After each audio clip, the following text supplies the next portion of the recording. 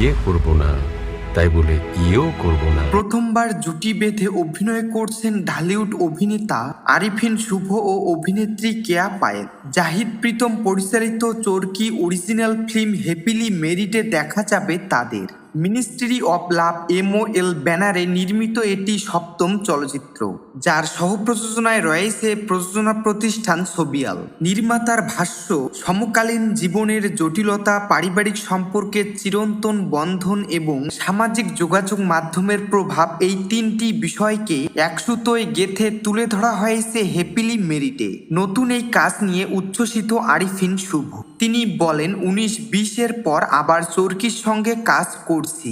এ ধরনের চরিত্রে আগে কাজ করিনি। দর্শক সাধারণত আমাকে যেভাবে দেখে অভ্যস্ত, এখানে সেভাবে দেখবে না। এটি প্রচলিত শক্তিশালী নায়ক চরিত্র নয়। আমি অভিনয় করছি মফস্বলের অত্যন্ত দায়িত্বশীল এক যুবকের চরিত্রে, যার পুরো পৃথিবী জুড়ে রয়েছে তার পরিবার, ছোট ভাই বোন ও প্রিয় মানুষেরা। অন্যদিকে কেয়া পায়েলের কাছেও কাজটি বিশেষ।